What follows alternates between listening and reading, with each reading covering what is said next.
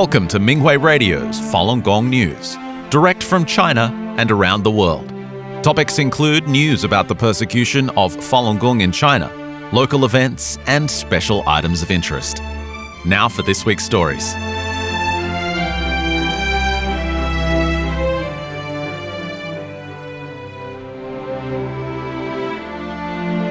USA. A rally was held in front of the Chinese consulate in San Francisco, California on August 7th to urge the Communist Party to release the 26 Falun Gong practitioners arrested in Changchun, Jilin Province in July and to end the persecution. Several practitioners who were persecuted for their faith in China recounted their experiences and called on the general public to focus on the brutal persecution. Candidate for California Governor Scott Shields attended the rally and mentioned that the arrest in Changchun in July included practitioners in their 70s and 80s.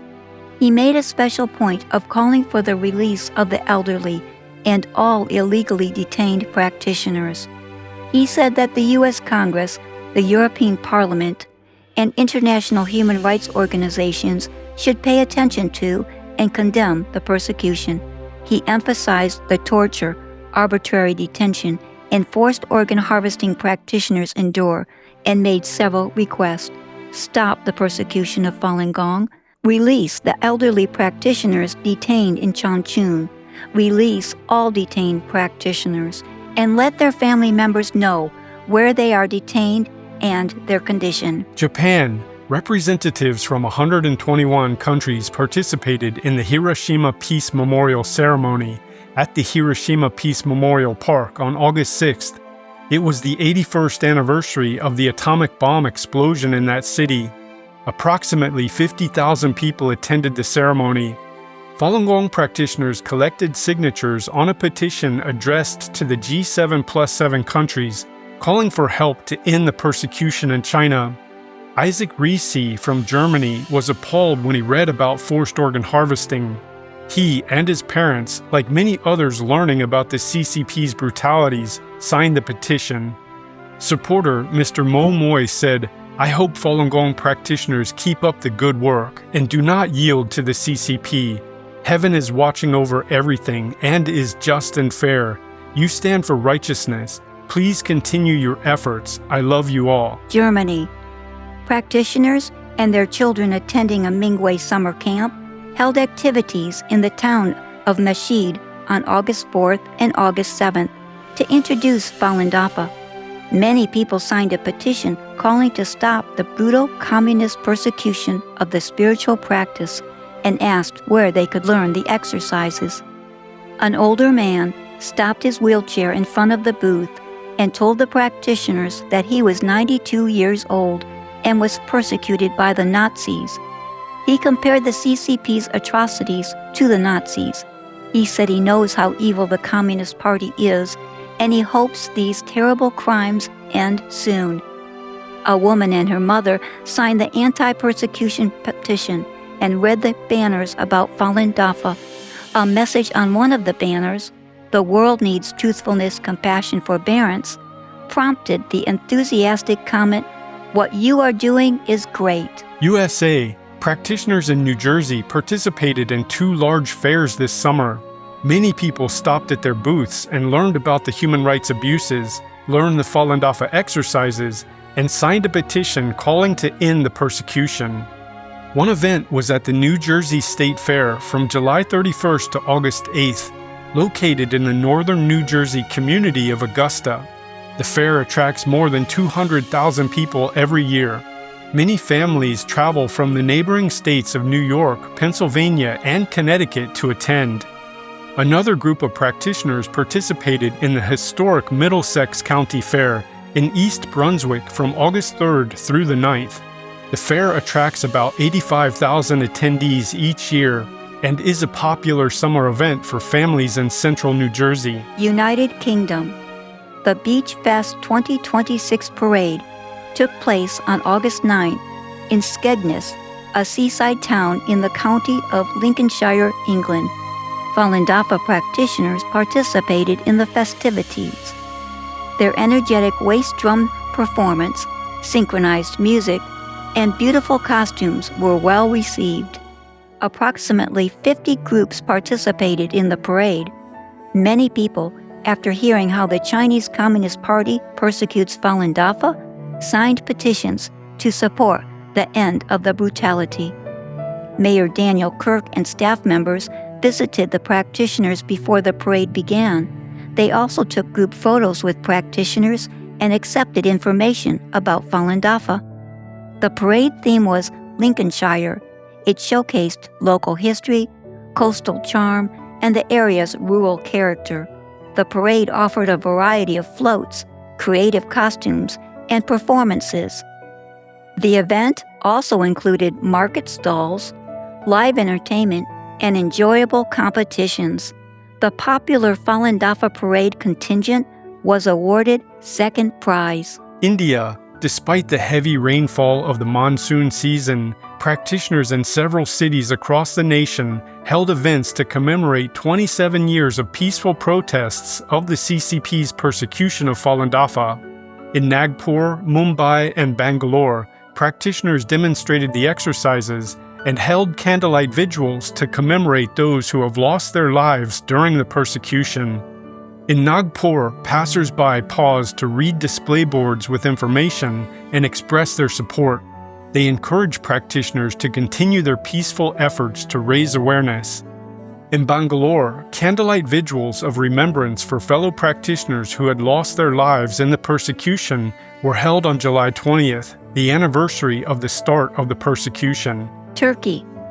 Falun Dafa practitioners in Turkey held activities in Cappadocia and Istanbul to introduce the practice and raise awareness of the persecution in China. The Cappadocia region in central Turkey is one of the nation's historic cultural hubs, where entire towns and underground cities were built into soft volcanic rock. Practitioners held a class to teach the exercises in Nevşehir, a city in this tourist region, on Saturday, August 1st. They also held an informational event about Falun Dafa the week prior, on July 27th, in a beach area of Istanbul.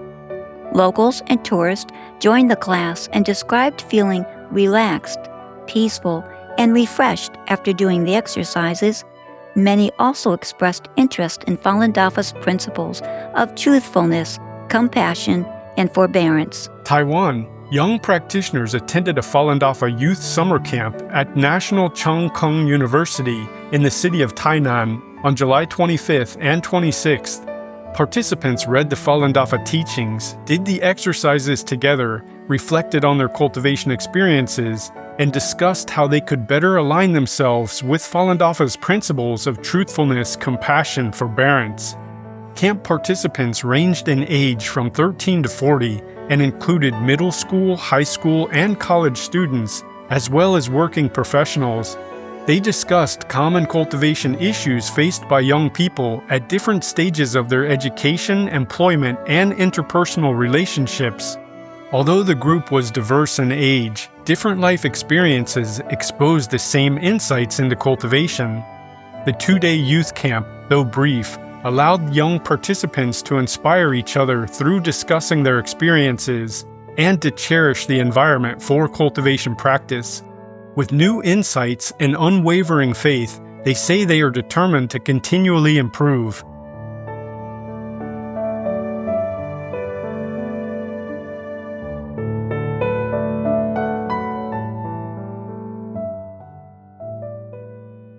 The following are selected cases of persecution of Falun Gong practitioners in China. A 78-year-old woman from Guizhou province died 27 days after she was released from serving a 5-year prison term for her faith in Falun Gong. Miss Lu Shuling was arrested on May 25, 2021. Because Miss Lu refused to renounce Falun Gong, she was tortured and soon became incapacitated. When Miss Lu's family first visited her, she was able to talk. During their second visit, however, she had lost the ability to speak and could only communicate by shaking her head. Her family worried that she had been injected with a toxic drug while in custody that caused her to become mute. She was also extremely weak and emaciated. After her release, she was taken to a hospital where doctors found that several of her ribs and a thigh bone had been broken. These fractures were determined to be the reason for her incapacitation. In addition to her latest prison sentence, Miss Liu had previously served a 5-year labor camp term. A 59-year-old woman in Tianjin struggled with poor health after serving a labor camp term and a prison term for her faith in Falun Gong. She died of a stroke on July 6, 2026, only 6 months after her prison release. Ms. Sun Shuha was not the only one in her family to succumb to the persecution of Falun Gong. Her older sister, Ms. Sun Shujun, passed away on May 28, 2023, after serving 2 prison terms, totaling 8 years. The siblings' parents were also affected. After Ms. Sun Shujun's prison sentence, their father became so distraught that he died in 2012. Their mother suffered a mental breakdown and passed away shortly afterwards. Every time Ms. Sun's husband went to visit her, the labor camp guards ordered him to bring the couple's 2 young children in an attempt to pressure her to renounce her faith. She endured brutal torture while serving time and struggled with high blood pressure after being released. A rideshare driver told a passenger that he was grateful for Falun Gong for rekindling his hope in life, only to be prosecuted and is now facing a prison sentence. Mr. Zhang Junjia of Liaoning Province was arrested last September after being reported by a passenger for talking about Falun Gong. He is currently waiting to be sentenced. Recently, Miss Zhang's mother was arrested when she went to a post office to mail a letter seeking justice for her son. Mr. Zhang used to be addicted to gambling. His parents had to borrow money to repay his debts. Stressed out by his situation, his father later suffered a stroke. Unable to cope with all the pressure, he attempted suicide 3 times. Mr. Zhang later met a few local Falun Gong practitioners. He began reading Falun Gong books and discovered that it was nothing like what was depicted in the propaganda perpetrated by the Chinese Communist Party. However, for sharing the benefits he experienced from practicing Falun Gong, he was arrested and now faces a possible prison sentence. An 88-year-old woman in Jilin City was admitted to prison in late July to serve a 4-year term she was given for her faith in Falun Gong. Ms. Feng Fanyun's ordeal stemmed from her arrest in 2022, where she was held in custody and then released on bail after she was deemed unfit for detention due to poor health. In July, the police took her to a hospital for a physical exam. The next day, she was sent to prison. Later on, the prison hospital contacted her family to inform them that Ms. Feng had several life-threatening health conditions, including cerebral infarction, pulmonary infection, hepatic cyst, lumbar vertebral hyperplasia, and lower extremity venous thrombosis. The family questioned why the prison would keep her in custody if she was in such serious condition, but found that their request was refused, as was their demand for a copy of the physical exam report.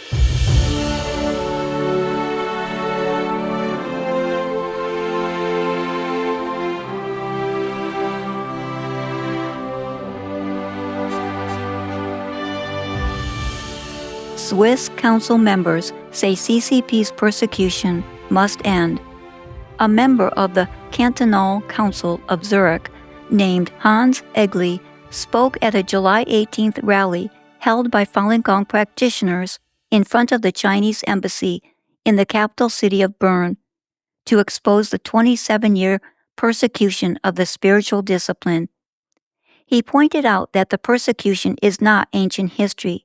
He explained, right now, at this very moment, people are being detained, and their families do not know if they will ever see them again. Their only offense is living according to the principles of truthfulness, compassion, and forbearance. Mr. Egli said that truthfulness, compassion, and forbearance are not political slogans. They are universal values that strengthen social cohesion and the totalitarian regimes view them as a threat because they liberate the human spirit. He added, Falun Gong practitioners have been systematically oppressed, humiliated, tortured, and deprived of their rights since 1999.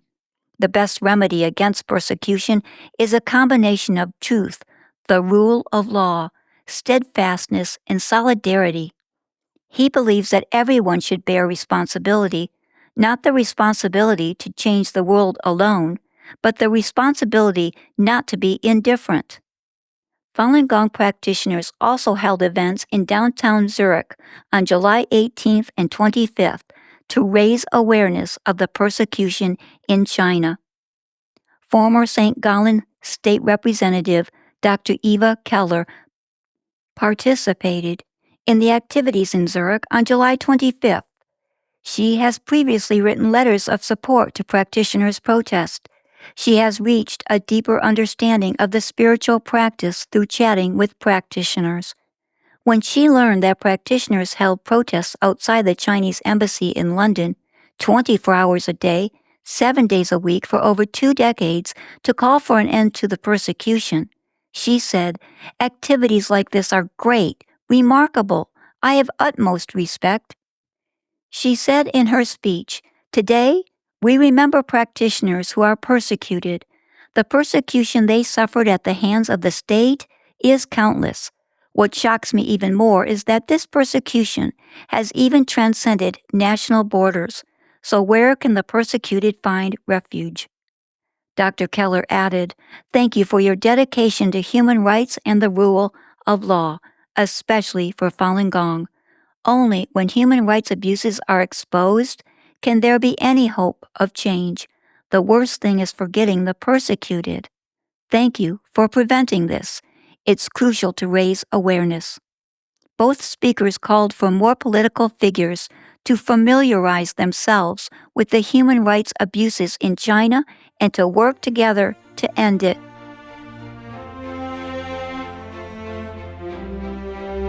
Festival attendees in Finland take a stand against the persecution. The Puesto Fiesta Festival took place in the city of Tampere on August 2nd. It is a family event designed to bring the local community together. Many local businesses, sports clubs, and non-profit organizations are showcased. Attendees can discover new activities and hobbies at the event. Falun Dafa practitioners participated in the festivities. They introduced Falun Dafa, demonstrated the exercises, and handed out informative flyers. Practitioners also raised awareness of the CCP's ongoing criminal persecution of the practice. The brutality includes state-sanctioned forced organ harvesting. Many people visited the booth and talked with practitioners after they saw the banner with the message, Stop Forced Organ Harvesting in China. Booth visitor Mila said she watches international news and is aware of the CCP's persecution of Falun Gong and the organ harvesting. She signed the petition and said, At least I can do something. A practitioner gave her a lotus flower to show appreciation for her attention and support for human rights in China. Tom from Argentina, along with his Turkish and Finnish friends, watched the practitioners do the exercises. He spoke with a practitioner for a long time and said he pays close attention to the CCP's impact on the world. Ending the CCP is a major issue.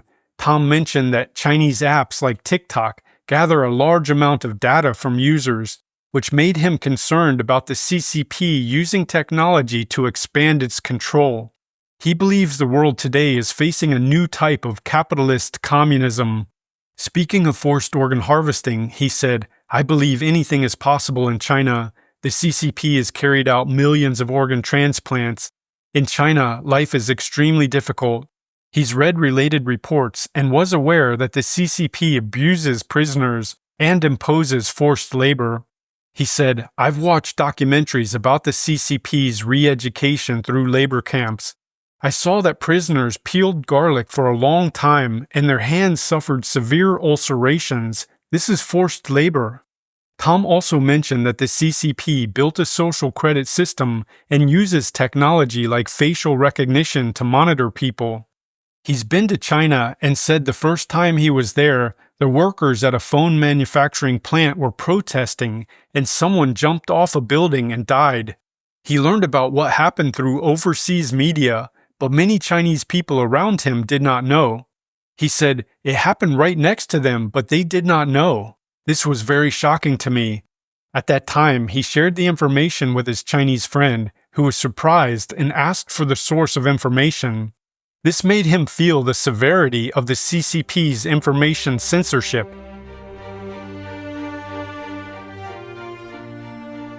Slovakian bridge illuminated in blue light to raise awareness of persecution. Practitioners held an informational event in the capital city of Bratislava on July 19th to introduce Falun Dafa and expose its decades-long persecution by the Communist Party. The city of Nitra, northeast of the capital, arranged for the Krnava Bridge to be illuminated in blue on July 20th in support of international efforts to raise awareness of the persecution of Falun Dafa practitioners in China.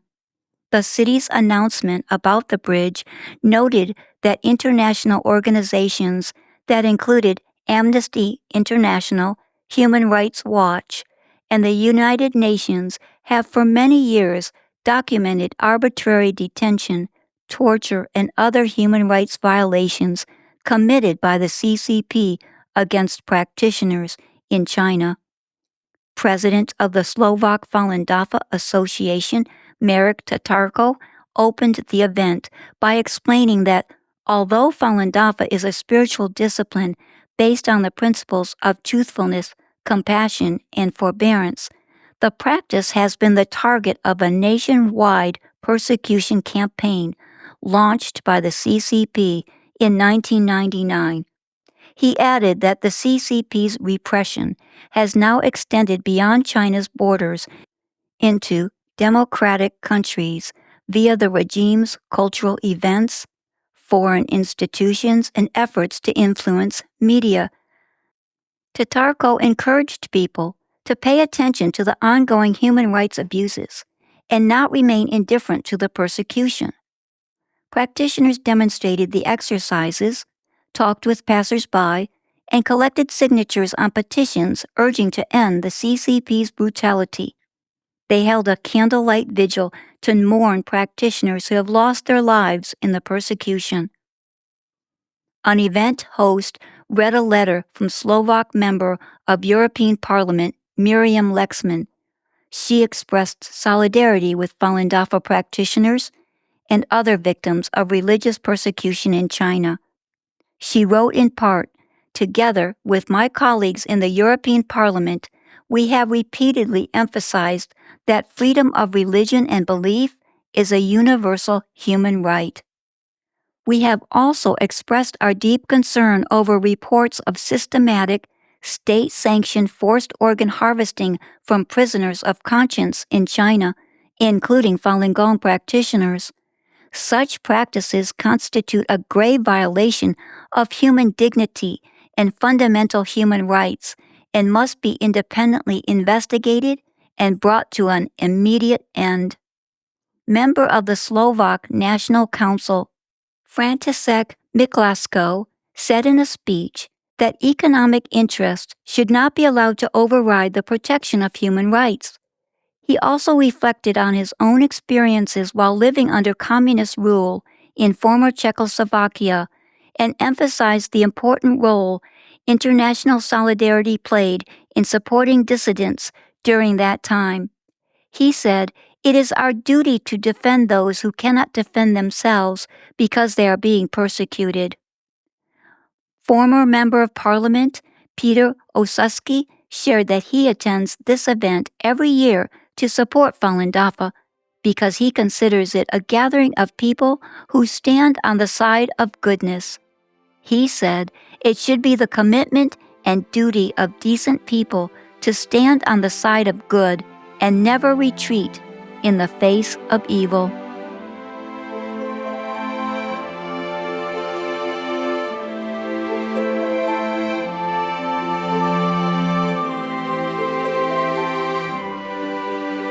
Thank you for listening to the Minghui Radio Podcast. For more information, including news about the persecution of Falun Gong practitioners in China and experience sharing stories by practitioners around the world, please visit our website at en.minghui.org.